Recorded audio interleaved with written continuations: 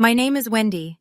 I'm 34, a CPA, a mother of two, and 3 weeks ago, my own father told 2,400 people that he was disowning me. He didn't call me first. He didn't sit me down. He wrote a Facebook post at 11 o'clock at night, and by the time I woke up the next morning, my in-laws had seen it. My children's teachers had seen it. The entire congregation at Grace Fellowship Church, all 800 members, had seen it. My phone didn't stop ringing for a week. My 8-year-old daughter came home from school crying because a classmate told her that her mommy got kicked out of her family. And the worst part? The post never said why. It just said I brought shame to the Braddock name and asked that no one contact me on their behalf. So the whole town filled in the blanks themselves. But here's the thing my father didn't know. While I was falling apart, my husband Marcus was sitting in our kitchen every night after I went to bed, quietly pulling public records. And what he found about a charity, a dead company, and $185,000 missing dollars, well, it changed everything. What Marcus did with that information at my father's own charity gala, even Dad never saw it coming. Before I go any further, if this story speaks to you, please take a moment to hit like and subscribe, but only if you genuinely connect with what you hear. And while you're at it, drop a comment with where you're listening from and your local time. I'd love to know. Now let me take you back 5 weeks. To the Sunday afternoon, my mother asked me for a small favor. You need to understand Collinsville, North Carolina, to understand my father. It's the kind of town where everyone knows your last name before they know your first. Where who you sit with at church on Sunday says more about you than your tax return. And in Collinsville, the Braddock name, my maiden name, was currency. My father, Gerald Braddock, was senior vice president at First Regional Bank. He was a church elder at Grace Fellowship, this gorgeous old granite building with stained glass windows and a congregation of about 800. And for the past 15 years, he'd been the executive director of the Braddock Family Foundation, a 501c3 that gave scholarships to underprivileged teenagers. That last one was his crown jewel. Every year at the annual gala, he stood up in his Brooks Brothers suit, his Rolex date just catching the overhead light, and he talked about legacy and giving back until people cried. Then they wrote checks. He drove a black Cadillac Escalade that he always parked in the first spot at the church lot, not because it was reserved, but because nobody would dream of taking it. People called him Mr. Braddock even at the grocery store. He shook hands with both of his, the way politicians do, firm on the outside, deliberate underneath. And here's what you need to know about Gerald Braddock as a father. He believed in hierarchy. Men lead, women support. Sons carry the name forward. Daughters? Daughters were something he never quite figured out what to do with. Everyone in Collinsville believed Gerald Braddock was the finest man they knew, the most generous, the most principled. Everyone was wrong. I grew up in the shadow of a son my father always wished had come first. Tyler, my younger brother, is 29 now, 5 years behind me in age, a lifetime ahead of me in Dad's estimation. When Tyler graduated high school, average grades, no honors, Dad paid his full tuition at State for a business degree. When I graduated 2 years before him, summa cum laude, full academic load, part-time job at a tax office, Dad offered me a loan, not a gift. A loan, with interest, documented on paper. I paid off that student debt over 8 years, and I never once brought it up at family dinners. Not once. Tyler got a job at First Regional Bank right out of college, not because he earned it, because Dad made a call. He sat one cubicle over from Dad's corner office, and everyone on that floor knew exactly why he was there. Me? I passed the CPA exam on the first try. I got hired at Henderson and Shaw, a small accounting firm in town. When I told Dad over the phone, there was a pause, and then he said, "Accounting? That's just counting other people's money, sweetheart." When I married Marcus, a civil engineer at Morrison Engineering, steady, smart, devoted, Dad pulled me aside at the rehearsal dinner and said, "Well, at least you found someone willing." He said it like he was being generous. Marcus heard it. He didn't say anything that night. But I saw the way his jaw tightened around his Seiko watch strap when he took it off before bed. Still, I kept trying. I called Dad every Sunday. brought the kids to his house on holidays, helped set up chairs for church fundraisers. For 34 years, I tried to be the daughter he wanted. I didn't realize he never wanted a daughter at all. He wanted silence. It started with a phone call on a Sunday afternoon in early March. Mom, Diane, called me while I was folding laundry. Her voice was soft, the way it always got when Dad wasn't in the room. Wendy, honey, the gala's coming up in a few weeks, and I need to pull together the financial reports for the board. Could you come by and help me sort through some of the foundation files? You're so much better at this than I am. I said yes without thinking. That was my pattern. Mom asks, I show up. I drove over to the house that afternoon while Dad was at the golf course with his usual foursome. The Escalade wasn't in the driveway, and I remember feeling a small, stupid relief at that. Mom led me into Dad's home office, the inner sanctum, dark oak desk, leather chair, brass lamp, framed photos lining the shelves. One of them showed Dad shaking hands with the governor at some fundraiser. Another showed him receiving a Rotary Club award. The whole room smelled like furniture polish and self-importance. She handed me 2 file boxes and opened Dad's old laptop to an Excel file. These are the past 2 years of foundation expenses, she said. I just need everything organized so Mr. Kessler and the board can review it before the gala.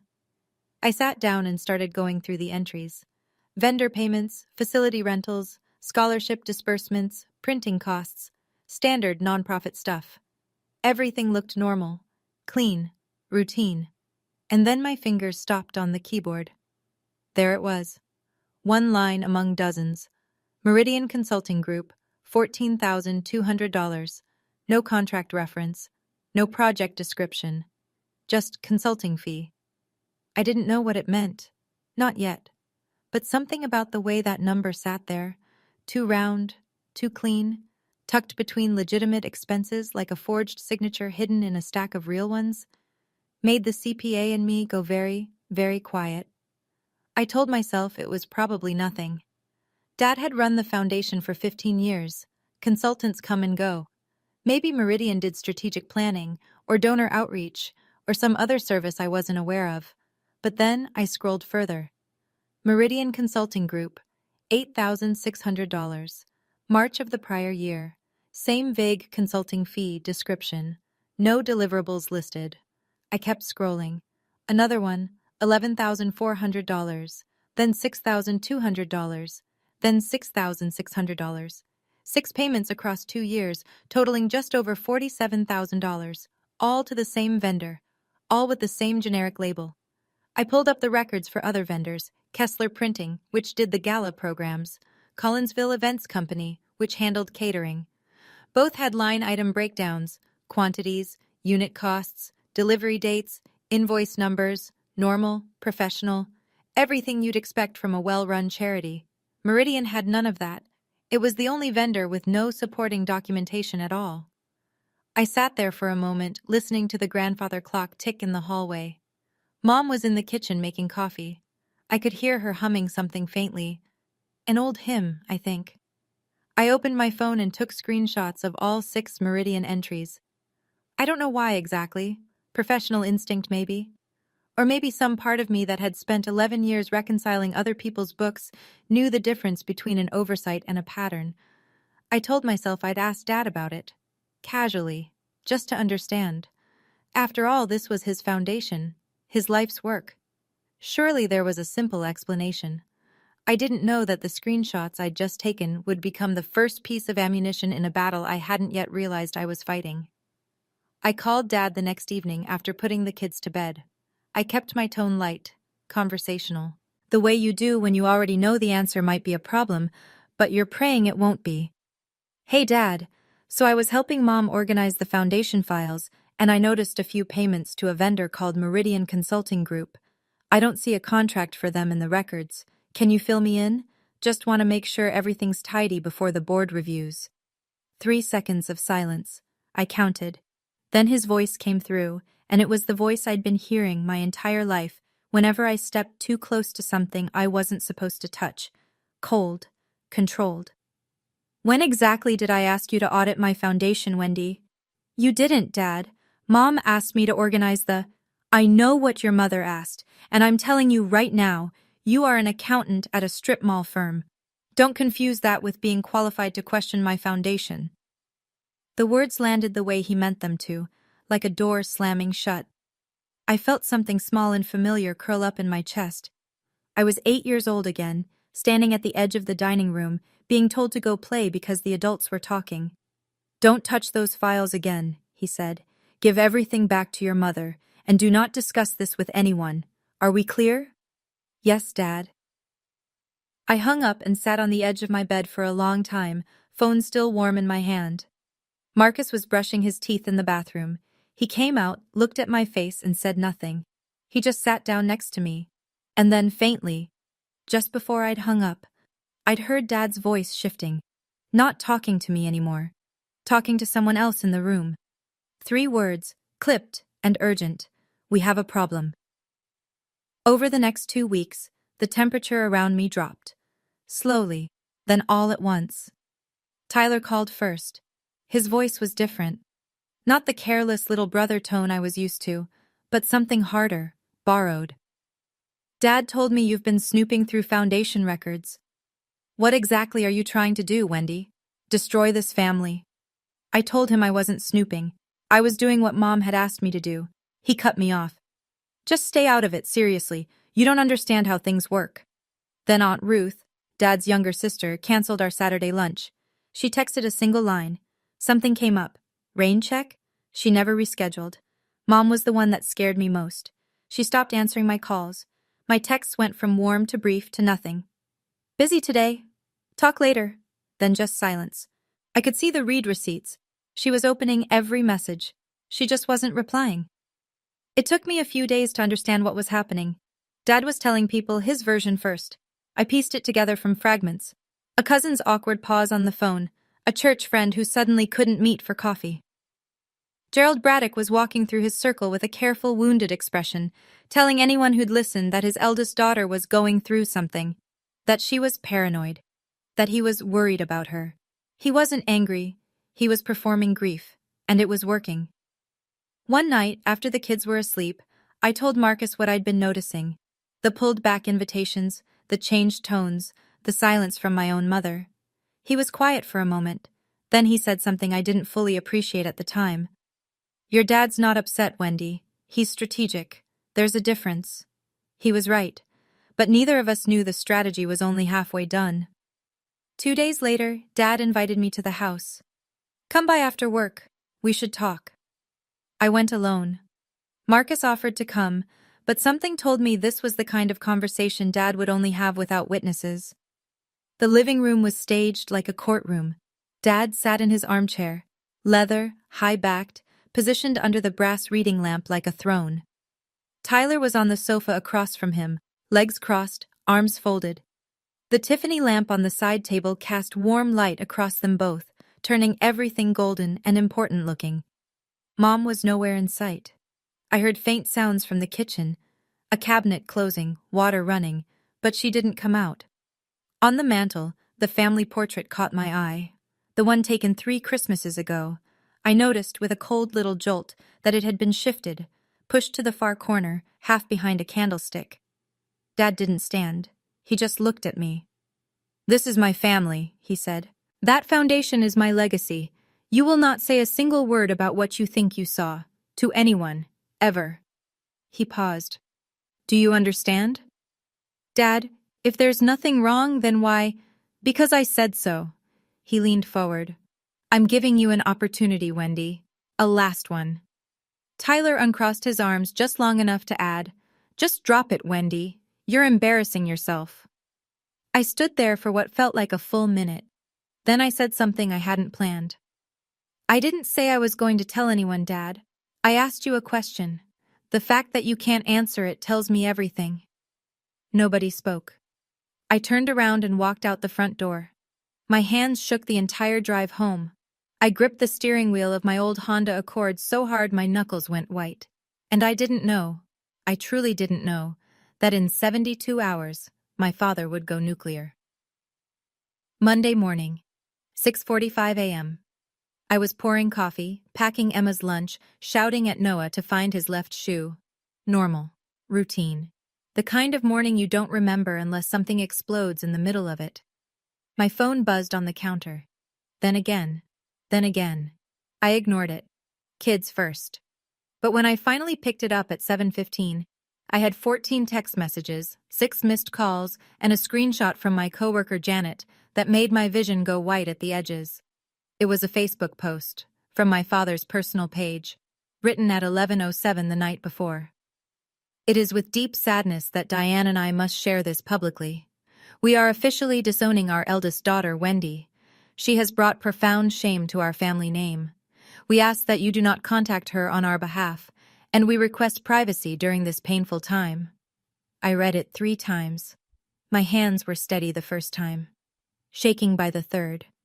The post had already been shared into the Grace Fellowship Church Community Group, 600 members, into the Collinsville Elementary Parent Group, where Emma's teachers and classmates' parents gathered to share bake sale schedules, into the Collinsville Community Forum, where half the town lurked. Tyler's name was on every share. He'd posted at midnight, 30 minutes after Dad. Within 12 hours, 2,400 views, 340 reactions, 89 comments. I scrolled through them with numb fingers, praying for the Braddock family. It takes courage to make this stand. So sorry, Gerald. Some children just don't appreciate what they're given. What did she do? That was the genius of it. He didn't say what I'd done. He left the accusation shapeless, and the town poured its worst assumptions into the mold. I could see the speculation forming in real time. Affair, drugs, theft. Nobody guessed the truth, because the truth was the one thing Gerald Braddock could not afford to have anyone ask about. 2,400 people. That's not a family disagreement. That's a public execution. And the executioner? He timed it for when I'd be too busy making school lunches to notice. The first call from the school came at 9 a.m. Mrs. Offield, this is Principal Davies. We wanted to let you know that a social media post has been brought to our attention by several parents. We're not making any judgments, of course, but we wanted to check in. Is everything safe at home for Emma and Noah? Safe. She was asking if my children were safe, because my father wrote a Facebook post. I said yes, everything was fine, my voice hollow enough that I'm sure she didn't believe me. But she let it go. For now. Emma came home that afternoon and went straight to her room. When I found her, she was sitting cross-legged on her bed, still wearing her backpack. Her eyes were red. "Mommy," she said, and her voice was so small. "Jake told everyone that Grandpa kicked you out of the family because you're a bad person. Am I a bad person too?" I held her. I couldn't speak for a while. Marcus's mother, Margaret, called that evening. She didn't mince words. "Marcus, I don't care what that man posted. Wendy is my daughter now, but you need to fix this. Whatever is happening, you fix it." At work, people were careful around me. Janet brought me coffee without being asked. My boss, Paul, called me into his office and closed the door. "Wendy, I don't want to get involved in family matters, but I have to be transparent. 2 clients mentioned the post this morning. They're asking questions." That night, I sat in our little 3-bedroom rental at the kitchen table under the overhead light, and I felt the walls close in. Not because of anger, because of something worse. The slow, suffocating realization that I had been publicly defined by a man who wouldn't even tell people what I'd done. My reputation was gone. 12 hours. That's all it took. But Marcus? Marcus was already counting backward from something I couldn't see yet.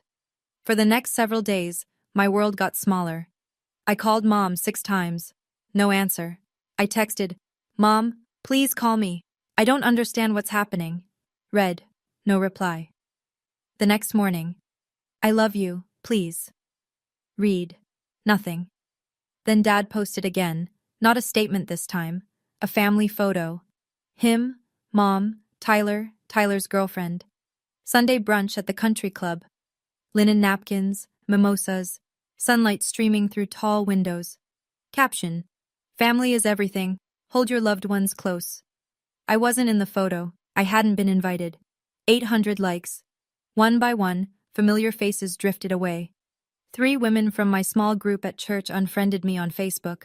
I noticed because their names vanished from my birthday list.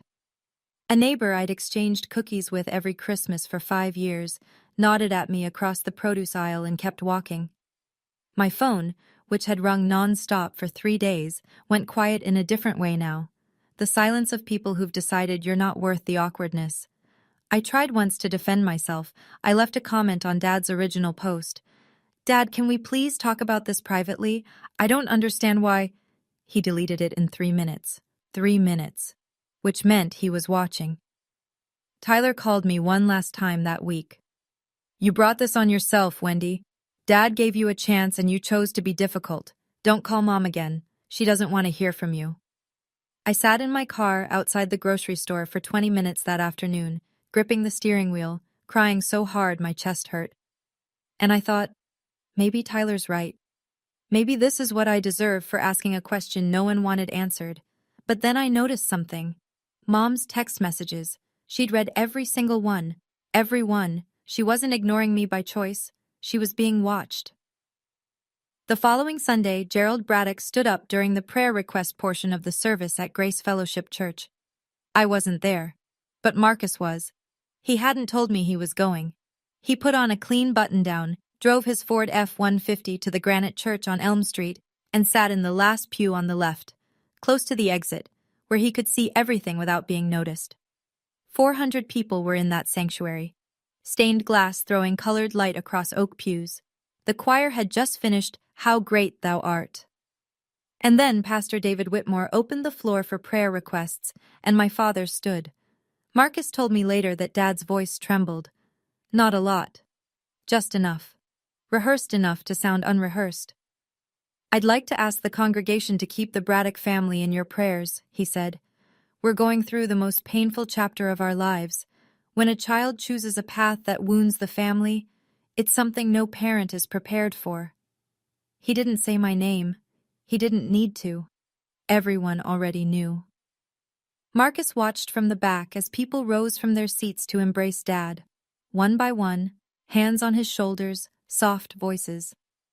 Pastor Whitmore himself placed a palm on Dad's back and said, "We're with you, Gerald." 400 people comforting the man who had publicly destroyed his own daughter. Marcus sat very still through all of it. He didn't react. He didn't confront anyone. He just watched. And he thought. And what he thought was this: a man who is telling the truth doesn't need to perform grief in front of 400 people. A man who is telling the truth doesn't delete his daughter's comments in 3 minutes. A man who is telling the truth doesn't go nuclear when she asks about a consulting invoice. Something was built on bad ground here. And Marcus, a man who'd spent 15 years pouring concrete foundations, knew exactly what that looked like. I need to pause here for a moment. If you're listening to this and you're thinking, there's no way a father would do that to his own child, well, stay with me, because what my husband discovered next changed everything. If you're connecting with this story, go ahead and hit that like button. And if you want to hear what Gerald Braddock was really hiding behind that Facebook post, subscribe now. Trust me on this one. All right, let me take you back to my kitchen table. 10 days after the post, I was a shell of myself. I'd lost 8 pounds. My sleep came in 90-minute fragments, broken by the phantom buzz of a phone that had mostly stopped ringing. At work, I moved through spreadsheets on autopilot. My fingers knew the formulas even when my brain was somewhere else entirely. One evening, I sat at our kitchen table, that IKEA table Marcus and I had assembled the week we moved in, the one with the wobbly leg we kept meaning to fix, and I held a cup of coffee that had gone cold an hour ago. Through the back window, I could see Emma and Noah chasing each other around the swing set, laughing, oblivious. Thank God for that. And I thought, maybe I should just let it go. Maybe I should call Dad and apologize, tell him I overstepped. Promise to never mention Meridian or the Foundation again. Get my family back. Get my name back. Let my children have a grandfather who actually shows up to their school plays. Was being right really worth all of this? When Marcus came home, I told him, maybe I should just apologize. Get things back to normal. He set his hard hat on the counter and looked at me for a long time. No frustration, no judgment. Just that steady, quiet gaze that made me fall in love with him 10 years ago. "Wendy," he said, "let me ask you something. If your dad had nothing to hide, why did he burn down your reputation in front of 2,400 people instead of just having a conversation?" I opened my mouth, closed it. Peace, built on a lie, isn't peace, he said. It's a cage. That night, after I went to bed, Marcus stayed up. I heard the faint click of his laptop opening in the living room. He typed one word into the search bar: Meridian. Marcus didn't rush. That's not who he is. He's the kind of man who measures twice, cuts once, and then measures again just to be sure. So he started with me. The next night, after the kids went down, he sat across from me at that same IKEA table and said, "Tell me about growing up with your dad. Not the finances. Him." So I told him. Things I'd never said out loud in a row before. How I won first place at the state math competition in 9th grade, and Dad didn't come. Tyler had a rec league soccer game the same afternoon. Dad sat in the front row. How the night I found out I'd been accepted into the CPA program, I called home bursting, and Dad said, "Well, who's going to cook for you?" How at our wedding reception he stood up with a champagne glass and told 150 people, well, at least she found someone willing. Like it was a joke, like I should be grateful anyone wanted me. Marcus listened to all of it without interrupting. When I finished, the kitchen was quiet except for the refrigerator humming. Then he said, "You know why your dad is scared of you, right?" I almost laughed. Scared? Of me? You're the only person in that family who can read a spreadsheet, Wendy. You're the only one who could catch him. He paused, then. I found something tonight. Meridian Consulting Group was dissolved with the state of North Carolina 2 years ago. The company doesn't exist anymore. But the foundation was still cutting checks to Meridian as recently as last month. The weight on my chest, the one that had been sitting there for 10 days, didn't disappear. But for the first time it shifted. While Marcus was pulling threads, Gerald Braddock was winning. He hosted a small dinner at the house the following weekend, 20 people hand-selected. The Mook Sioux, 2 church elders, a couple of bank colleagues, Aunt Ruth. The kind of evening where wine flows and sympathy thickens. Word trickled back to me through the cracks. Someone who told Janet at work that Dad was recovering, that he was putting the family back together, that everyone admired his strength. Meanwhile, I went to the grocery store and ran into Mrs. Patterson, my neighbor of 5 years, the one I'd baked apple crumble for every December. She saw me from 10 feet away, and I watched her face do this tiny, almost imperceptible thing. A flinch, followed by a polite nod, followed by a shopping cart swerving down the next aisle. At Henderson and Shaw, Paul pulled me aside again. "Wendy, I'm not suggesting anything, but maybe take a few personal days, just until things settle."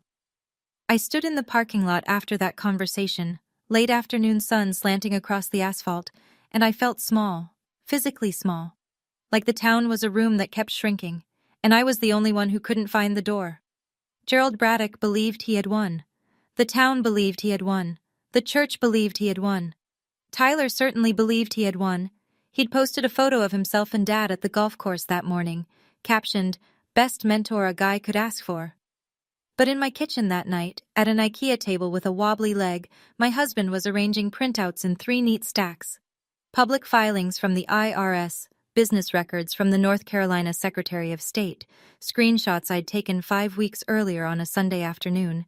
He looked up at me and said quietly, "We have enough to ask the right questions. Now we need the right people to hear them." Here's something most people don't know. If you run a 501c3 nonprofit in the United States, your IRS Form 990 is a public document. Anyone can look it up. It's available on sites like ProPublica's Nonprofit Explorer, free, searchable, and completely legal to access. Marcus found the Braddock Family Foundation's filings in about 4 minutes. He pulled the last 5 years of 990s and started reading. Not the way a casual person would, skimming the mission statement and the big numbers. He read the way I would have, line by line, vendor by vendor. He cross-referenced every payee against the North Carolina Secretary of State's business entity database, which is also public, also free. Meridian Consulting Group, dissolved in 2023. Last active filing 3 years ago. No registered agent. No office address on record. Yet the foundation had paid them $47,000 over 2 years, including 2 payments after the company ceased to exist, But Meridian wasn't alone. Marcus found 2 more vendors with the same fingerprint. Summit Advisory, LLC, $58,000 across 3 years, dissolved 18 months ago. Pinnacle Services Group, $80,400 over 4 years, registered to a P.O. box that also appeared on no other business filing in the state. 3 shell vendors, $185,400, all with the same generic consulting fee description. All signed off by a single person. Every check, every single one, carried only one signature: Gerald W. Braddock. The Foundation's bylaws, available in the 990 attachments, required 2 signatures for any disbursement over $5,000. Dad had been signing a loan for 5 years, and either nobody on the board noticed or nobody dared ask.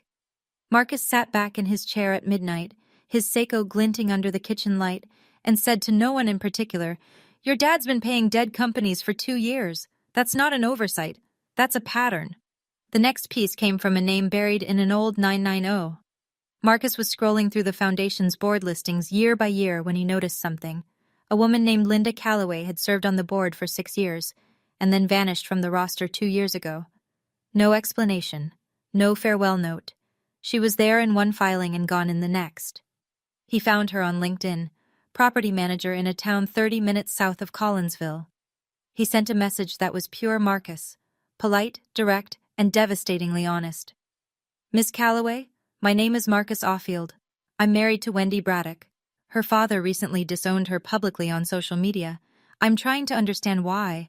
I believe it may be connected to the Foundation's finances. Would you be willing to speak with me?" She replied within the hour. They met at a diner off the interstate, far enough from Collinsville that no one would see. Linda was in her early 50s, composed, careful with her words. She ordered black coffee and didn't touch it.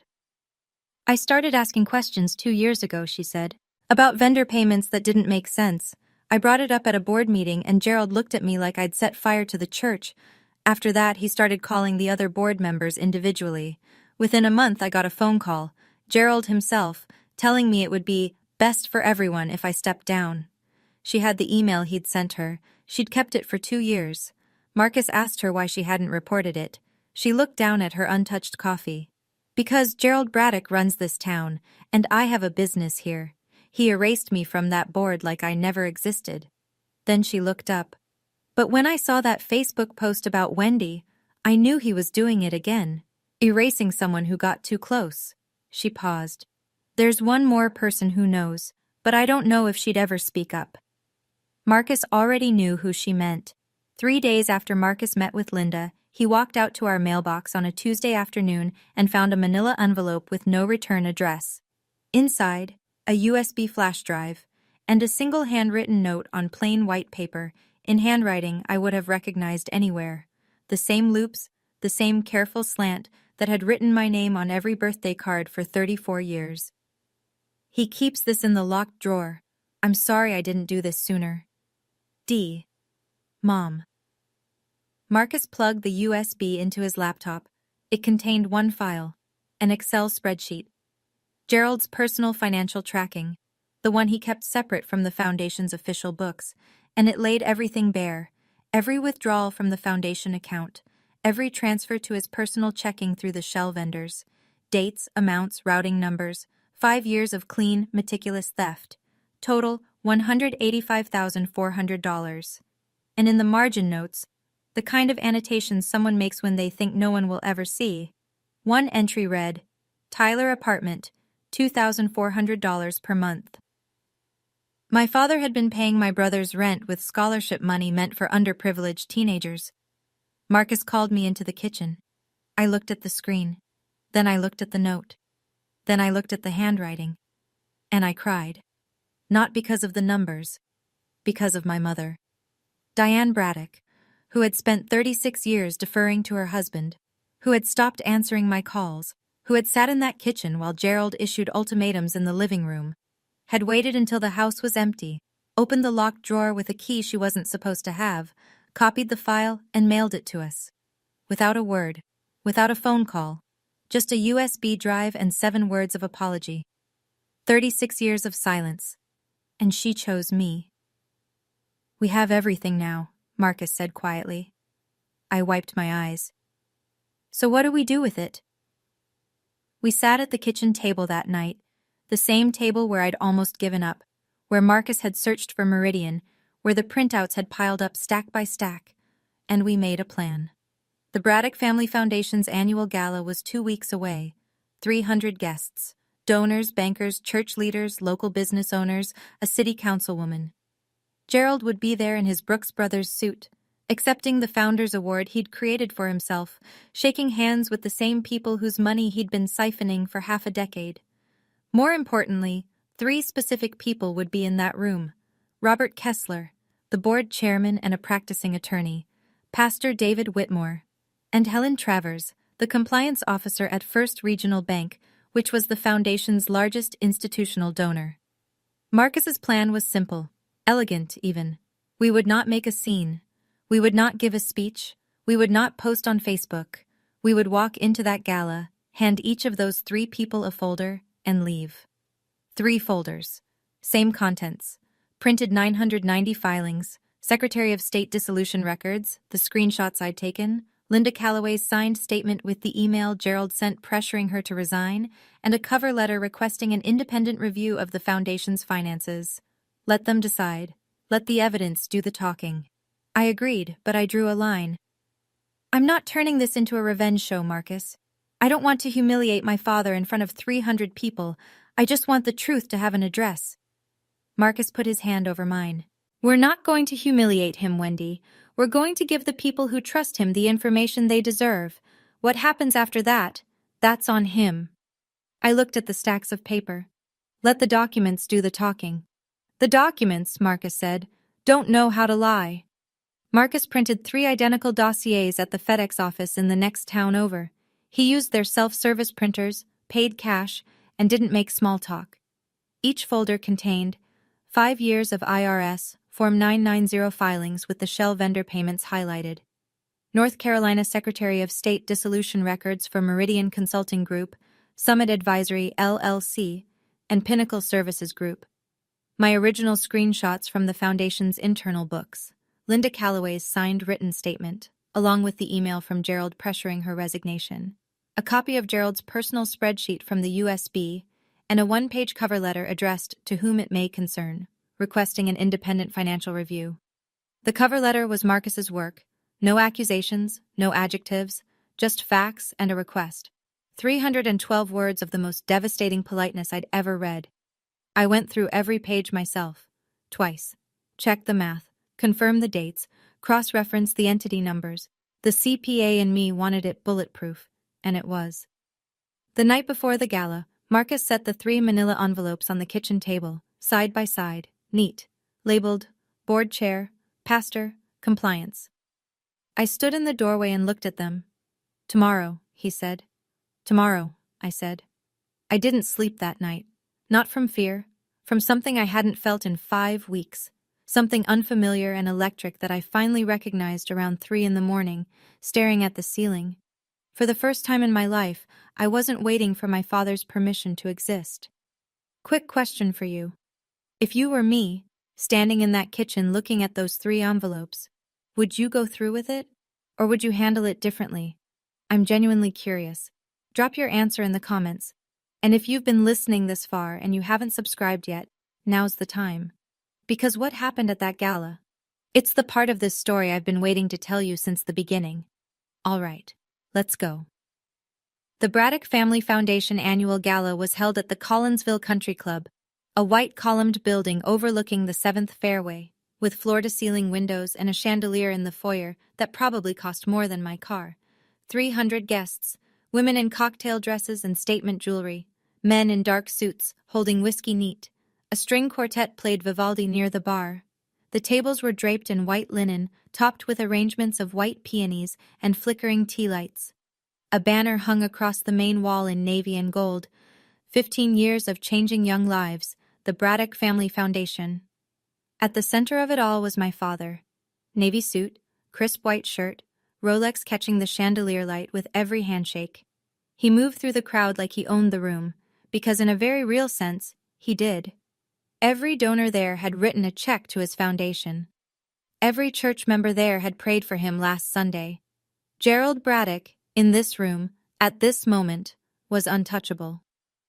Tyler stood beside him in a charcoal suit, playing the dutiful son, smiling, nodding, refilling Dad's sparkling water. Mom was at the VIP table in a black dress, hands folded in her lap, face carefully neutral. Pastor Whitmore was there, seated at the head table. Helen Travers from First Regional's Compliance Department was there too. The bank was the gala's biggest sponsor. Robert Kessler, the board chairman, a silver-haired attorney with gold-rimmed glasses, was nursing a bourbon near the podium. Marcus and I arrived at 7:45. We didn't have tickets. Marcus parked the F-150 at the far end of the lot, away from the Escalades and the BMWs. He wore a clean white button-down and pressed chinos. I wore a simple navy dress. Not designer, not meant to impress. Just meant to say, I belong here. Marcus carried a leather bag with 3 manila envelopes inside. We walked through the front doors, and nobody stopped us. In a room full of people who'd read my father's Facebook post, nobody recognized the disowned daughter. Or maybe they just didn't expect her to show up. The MC, a local radio personality with a booming voice and a tuxedo, stepped up to the podium at 8:15. Ladies and gentlemen, it is my great pleasure to introduce a man who has dedicated his life to the young people of this community. The crowd clapped. Dad rose from his seat, buttoned his jacket, and walked to the podium the way he walked everywhere, like the room had been built around him. He gripped the edges of the lectern, swept his gaze across 300 faces, and began. He thanked the donors. He thanked the board. He told a story about a girl named Keisha who'd received the foundation's first scholarship 15 years ago and was now a registered nurse at Duke. His voice caught when he said her name. Just a little, just enough. The crowd leaned in.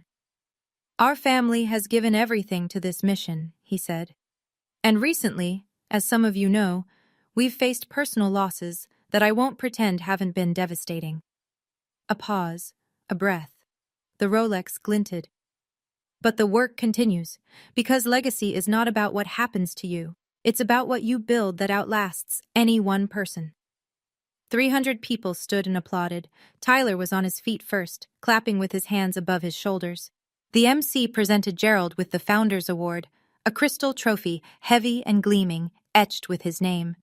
He held it up. The chandelier caught it and threw light across the room like a halo. I was standing at the back, near the hallway that led to the restrooms and the service entrance. Marcus was beside me. I could feel his heartbeat through his sleeve where our arms touched. I watched my mother at the VIP table. She was clapping. But her hands, I could see them even from 40 feet away. Her hands were shaking. That was the moment Gerald Braddock stood tallest, crystal in his hand. 300 people on their feet, the golden pinnacle of a lifetime spent building an image. It was also the last. Marcus waited for the applause to die and the cocktail hour to begin. He didn't hurry. He never hurries. As the crowd broke into clusters and the bartenders started pouring, Marcus walked across the room with the leather bag at his side. He didn't weave or dodge. He walked in a straight line, the way he walks a job site, deliberate, unhurried, absolutely certain of where he's going.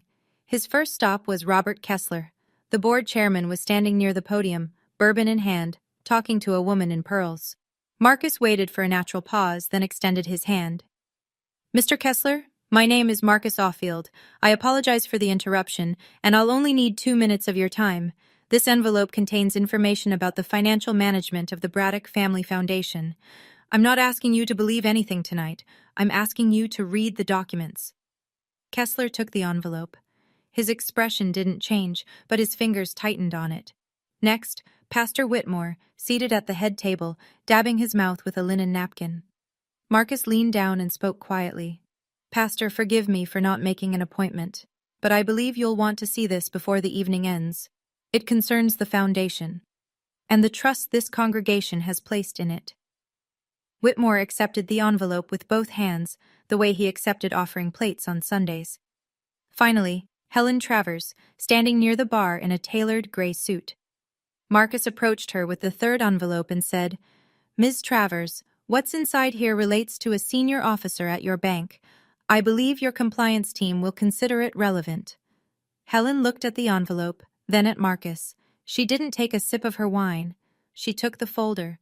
3 envelopes, 90 seconds. No raised voice, no accusations, no scene. From across the room, I saw my father notice. His head turned. He saw Marcus talking to Helen Travers. Then he looked at Kessler, who was already opening his envelope. Then at Whitmore, who was reading the cover letter with his glasses pulled low. Gerald set down his crystal trophy and started walking. But it was already done. Gerald intercepted Marcus near the dessert table, where the catering staff was arranging petit fours on a silver tray. He grabbed Marcus's arm, not hard enough to make a scene, but hard enough that Marcus felt it. His smile was still on, but his eyes had gone flat. The Rolex flashed as he leaned in. "What do you think you're doing here?" he hissed. "This is a private event." Marcus didn't pull away. "It's a charity gala, Mr. Braddock, open to the community. I thought the people in this room might want to know where their donations went." Gerald's jaw tightened. "You are a bridge builder, a manual laborer. My daughter made the mistake of marrying beneath her, and now you're $185,000, Mr. Braddock."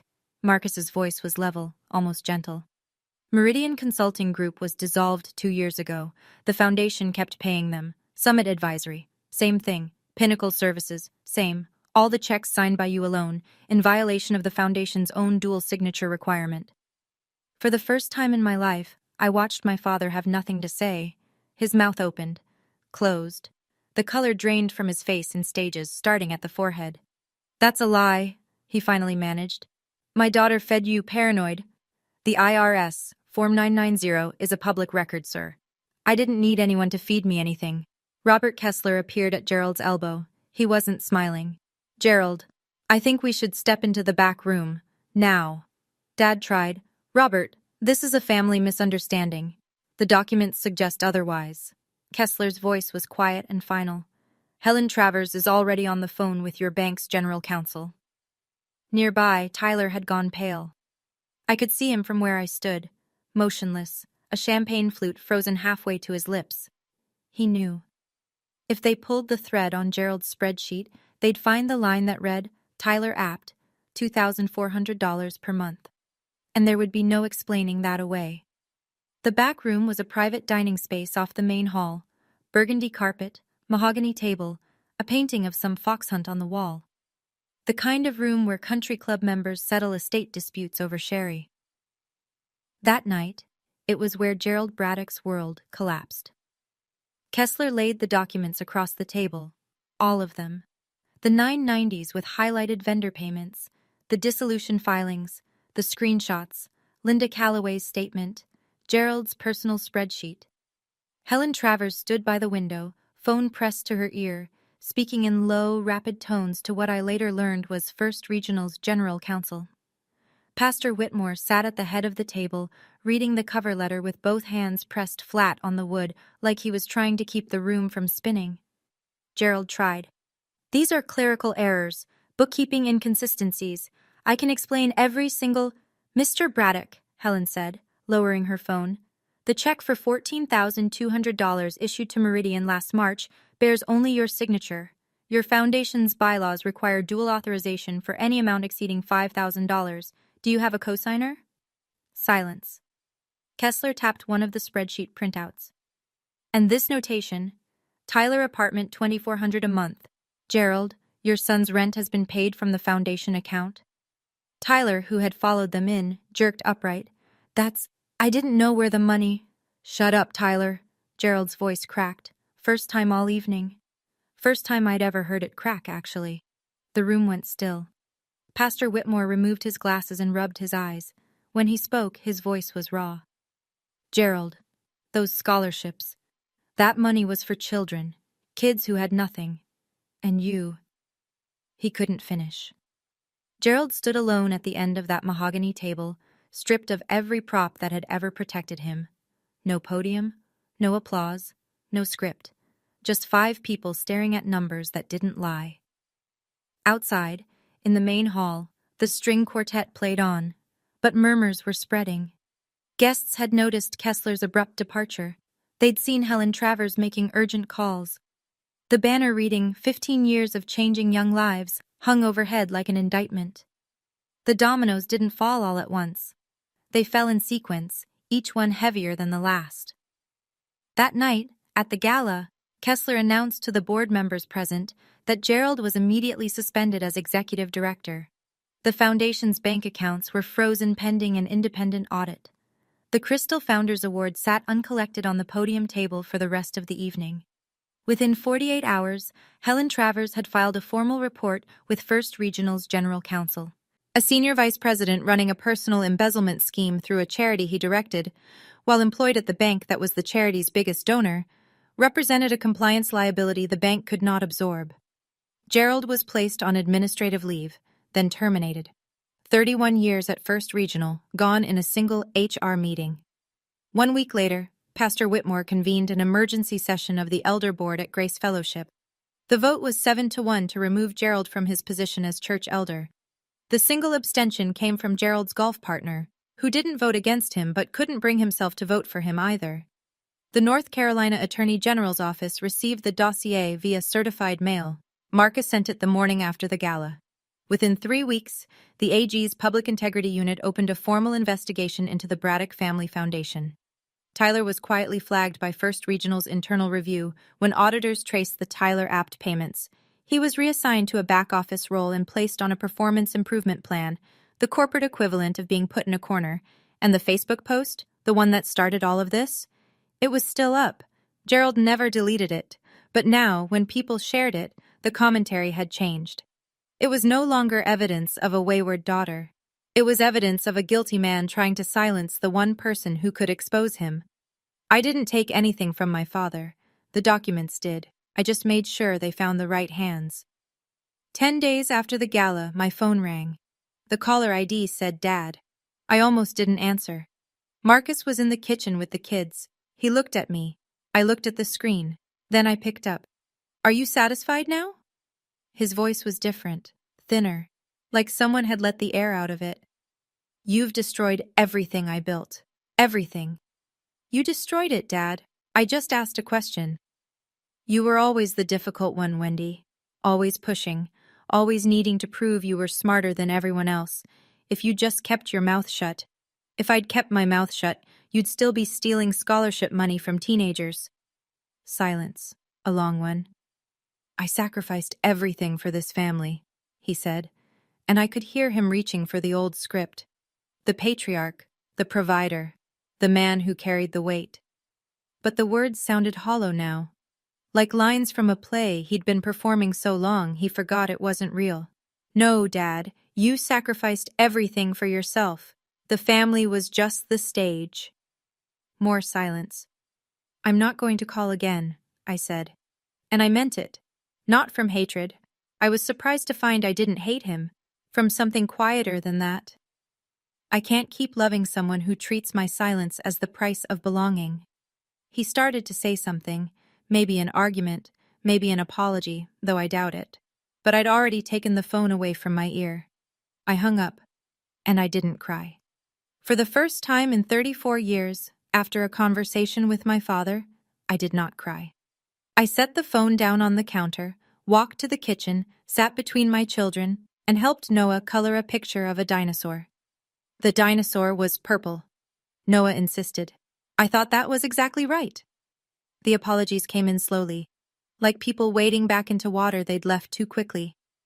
Mrs. Patterson, the neighbor who'd swerved her cart, showed up at my door on a Saturday morning with a loaf of banana bread and red-rimmed eyes. Wendy, I am so sorry. I should have asked you what happened before I believed him. I was a coward, and you deserved better. I thanked her. I meant it. I also didn't pretend it was nothing, because it wasn't. Paul, my boss, called me into his office, same closed door. But this time he said, I owe you an apology, and the partners have been talking. We'd like to promote you to senior accountant. You've earned it several times over. Pastor Whitmore sent a handwritten letter, 3 pages long, on church stationery. I failed you, Wendy. I stood in that pulpit and I prayed for the wrong person. I cannot undo that. But I can tell you that the foundation is being restructured under a new board, and I would be honored if you would consider joining it. Emma came home from school one afternoon with a grin so wide it split her face. Mommy, Jake said sorry. He said his mom told him you're actually really brave and he should never have said those things. He wants to come to my birthday party. I knelt down and hugged her so tight she giggled and said, Mom, you're squishing me. And then there was Mom. She called on a Wednesday evening. Her voice was fragile but clear, clearer than I'd heard it in months. I'm sorry, Wendy. I should have been stronger a long time ago. Mom, you were strong. That USB drive, after 36 years of silence, you chose to act. That was the bravest thing anyone in this family has ever done. She cried. I cried. It was the good kind. People started calling me brave. But I wasn't brave. I was cornered. Bravery was my mother, slipping that USB into an envelope after 36 years of keeping the peace. 2 months later, Collinsville looked different. Or maybe I just saw it differently. Gerald sold the Escalade. I heard it through the grapevine. He needed the cash for legal fees. His attorney was managing communications with the AG's office, where the investigation was still active and ongoing. The Rolex disappeared from his wrist. I don't know if he sold it or just couldn't stand to wear it anymore. Tyler left town, moved to Charlotte, didn't tell anyone. His social media went dark. No more golf course photos, no more best mentor captions. The last I heard, he was working at a regional insurance company and not speaking to Dad. Mom filed for legal separation in April. She moved in with her sister, Aunt Helen, in a little ranch house with a garden out back. For the first time in her adult life, she opened a bank account in her own name. She called me every few days now. Real calls, long ones, about nothing in particular. About everything. The Braddock Family Foundation was placed under new leadership. A 5-person board with no Braddocks on it. The misappropriated funds were being pursued through legal channels. It would take time. But the scholarships would continue. The kids who needed them would still get them. Pastor Whitmore asked me to join the new board. I declined, gently. I think the foundation needs faces that don't carry the Braddock name, I told him. But thank you. Truly. Life wasn't perfect. It never is after something breaks this badly. Some relationships didn't survive. Some trust couldn't be rebuilt. But Marcus still got up at 5:30, put on his hard hat, and went to work. He still wore that Seiko. Emma still did cartwheels in the backyard. Noah still insisted every dinosaur be purple. And our kitchen table, the IKEA one, with the wobbly leg, it was clean now. No folders, no printouts, no envelopes, just 2 coffee mugs and a crayon drawing of a brontosaurus. It's not mahogany. It doesn't have a locked drawer. But it held the truth when it mattered. And that's enough. Before I let you go, here are 3 things this story taught me. Not as advice, just as things I wish someone had told me 5 weeks earlier. First, silence isn't loyalty. I spent 34 years keeping quiet because I thought that was what good daughters did. It wasn't.